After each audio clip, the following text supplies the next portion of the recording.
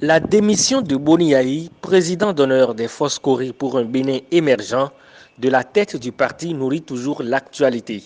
Face à la presse ce vendredi 10 avril à Cotonou, les responsables du parti ont fait savoir aux hommes des médias les vrais mobiles de cette démission.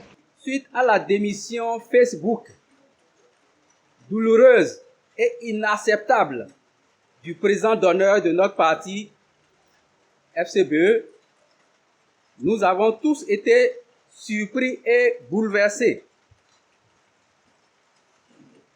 Beaucoup de nos compatriotes l'ont été aussi.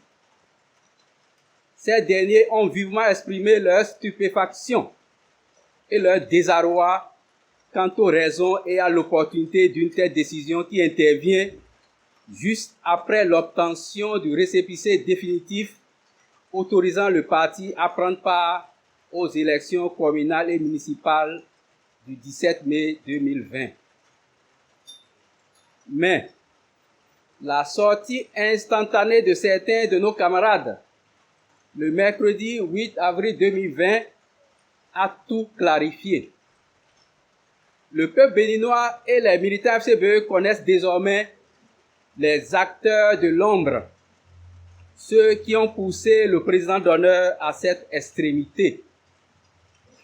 Les auteurs des fameux rapports adressés au président d'honneur sont maintenant connus. Nous connaissons tous, depuis le mercredi dernier, leur nombre et leur visage. Ils sont 6 et se disent frustrés par leur positionnement sur la liste des candidats aux élections communales. Il s'agit de l'honorable Adjovi Justin à Cotonou, l'honorable Abiba Dafia à Kérou, le ministre Patrick Yerima à Kandi, Daniel Sarekwera à Ndali, l'honorable Jean-Marie Alagbe à Zakota et Paulin Dossa à Abomey Calavi. Peuple béninois, militantes et militants du parti FCBE, voilà ce à cause de qui le président d'honneur décide de vous abandonner après 17 ans de fidélité et de loyauté. C'est vraiment dommage.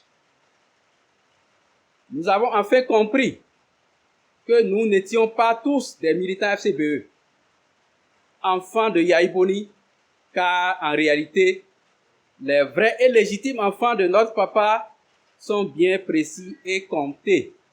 Le conférencier dénonce par ailleurs les machinations de certains membres du parti en position irrégulière qui tentent de déstabiliser le parti.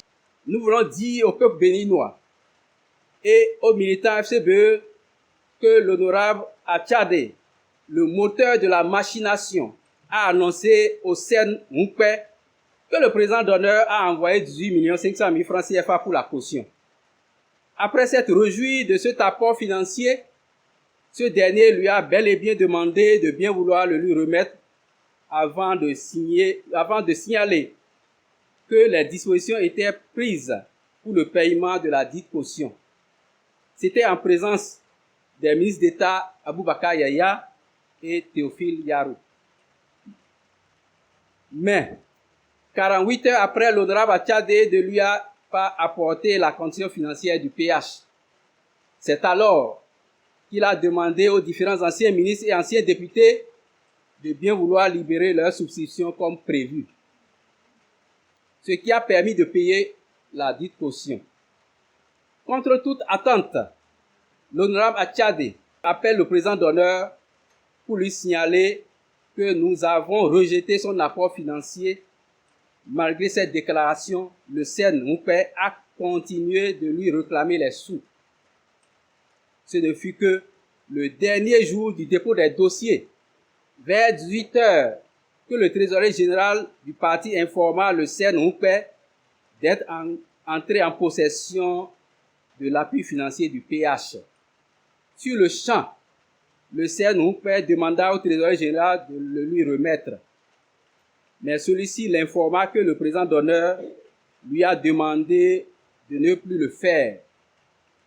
Voilà, mesdames et messieurs, la vérité des faits.